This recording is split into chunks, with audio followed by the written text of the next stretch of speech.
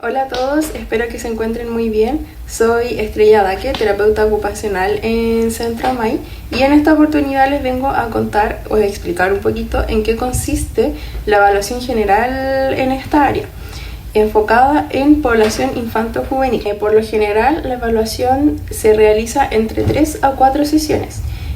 Cada sesión tiene una duración de 45 minutos y el cómo vamos a guiar esta evaluación también va a depender mucho de la etapa de desarrollo en la cual se encuentre este niño, niña, adolescente, infante, etc. Ahí puede depender e ir variando según los hitos o etapas de desarrollo en la cual se debiese encontrar. En la primera sesión se realiza lo que es la entrevista y acá tenemos una comunicación directa con las personas que acompañan al usuario que va a empezar este proceso de evaluación en terapia ocupacional. Primero acá se solicitan algunos antecedentes, como son los antecedentes personales, los antecedentes clínicos, los antecedentes de desarrollo antes y después del parto, en caso de ser necesario. Así también conocer un poquito cómo es el contexto del usuario, cómo es el entorno, si es que hay información importante a nivel familiar, a nivel en otros contextos como es escolar, etc.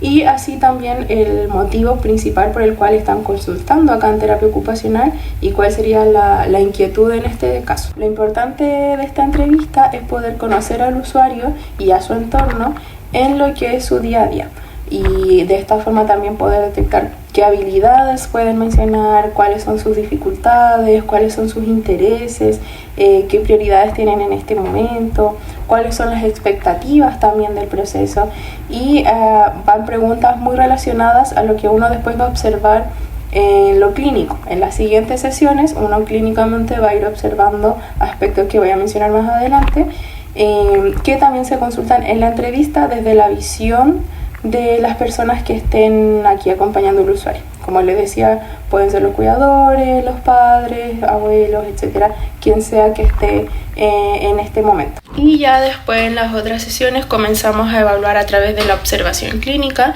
que es lo que nosotros como terapeutas vamos a observar directamente con el usuario.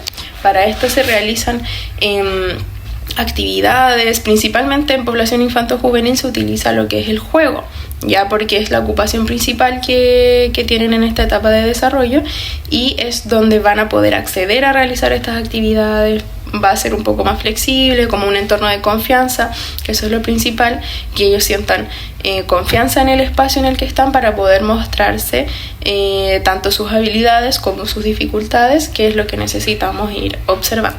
Dentro de esta evaluación tenemos las destrezas motoras, donde encontramos las habilidades motoras gruesas. ¿Ya? ¿En qué consiste esto?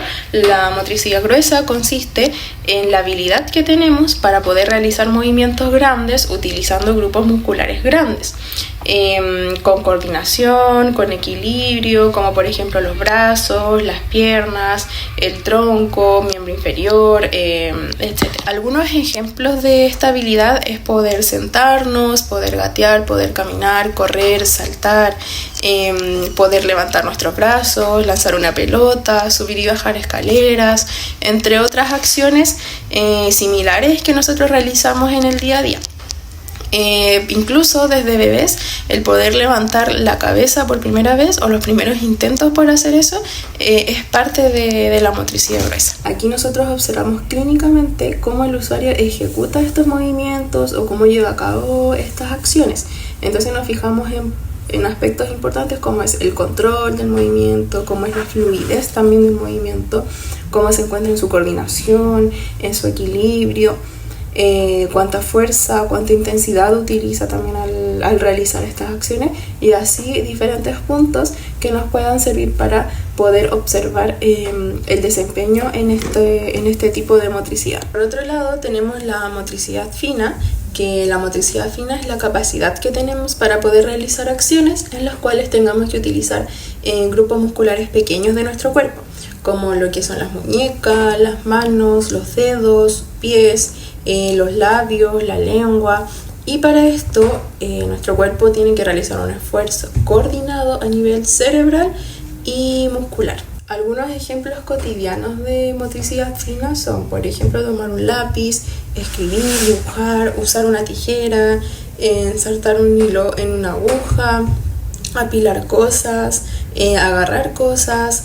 En lo que es vestuario, por ejemplo, cerrar y abrir botones, cierres, etc. Y así varias acciones que uno realiza utilizando estos pequeños grupos musculares que mencioné recién. También tenemos otro punto importante que es la planificación motora. La planificación motora es una conexión entre las habilidades motoras y cognitivas. La planificación motora es la capacidad que tenemos para poder idear, organizar y desempeñar acciones que no son cotidianas.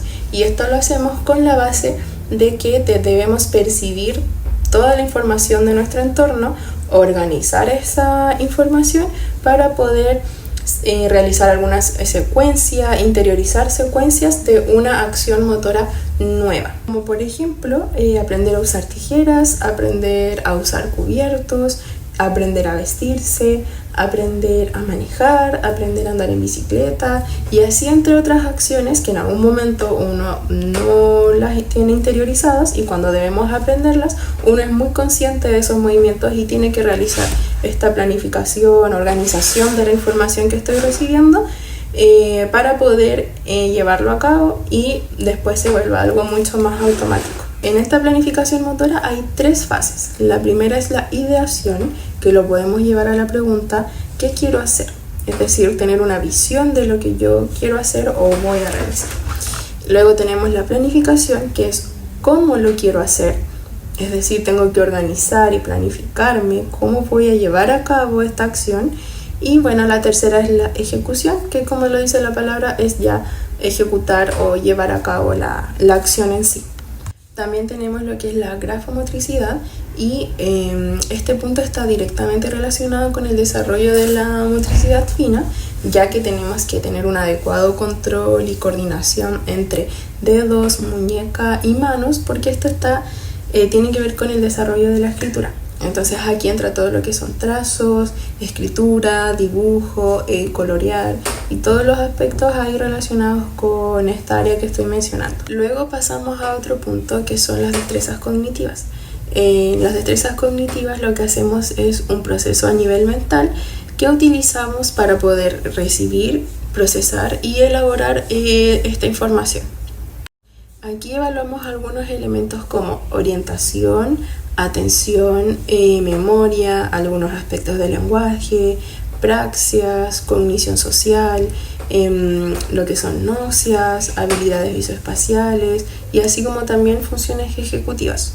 Dentro de las funciones ejecutivas también tenemos varios puntos, como la capacidad para la memoria de trabajo, para el razonamiento, para la planificación, inhibición, para la flexibilidad y la toma de decisiones. Después pasamos a evaluar lo que son las destrezas sensoriales y en este punto lo que hacemos es identificar cómo el usuario recepciona los estímulos del ambiente, los estímulos externos, los procesa luego a nivel cerebral, por así decirlo, y cómo después reacciona su cuerpo a esos estímulos. Dentro de las destrezas sensoriales tenemos las que son bien conocidas, como es el tacto, el sentido auditivo, el sentido visual, el sentido del gusto y el sentido del olfato. Pero también tenemos otros 2 sentidos que no son muy escuchados y estos son el sentido propioceptivo y el sentido vestibular. El sentido propioceptivo lo que nos permite es poder percibir la ubicación de nuestro cuerpo, el movimiento y las acciones que realizamos con diferentes partes de nuestro cuerpo en relación al espacio en el que nos encontramos. Entonces, esto lo que nos permite es no chocar con cosas, con paredes, no chocar con personas, quizás saber dónde estamos caminando sin la necesidad de estar mirando constantemente a dónde estoy pisando, a dónde me estoy moviendo. Entonces, gracias a esto logramos hacer movimientos más inconscientes, sin la necesidad de estar como corrigiéndonos o mirando lo que estamos haciendo para poder hacerlo. También, por ejemplo, si estamos andando en bicicleta, al principio es algo consciente, donde necesitamos planificar, y luego ya es algo inconsciente, donde nuestra propiocepción está actuando para poder realizar los movimientos sin la necesidad de estar pensándolo todo el tiempo. El sentido vestibular es un sentido que está directamente relacionado con la anatomía y funcionamiento de nuestro oído interno. Este sistema está encargado de regular el sentido de equilibrio y del movimiento. Entonces nos permite situarnos dentro del espacio, permite tomar conciencia de los desplazamientos propios y los desplazamientos de nuestro entorno. Dentro de las funciones de este sentido tenemos la regulación de nuestra orientación, de nuestra seguridad al estar, por ejemplo, en algo que se encuentra en movimiento, nuestro equilibrio, la coordinación de nuestros movimientos. También nos ayuda a poder mantener un campo visual estable y regular lo que es nuestro estado de alerta.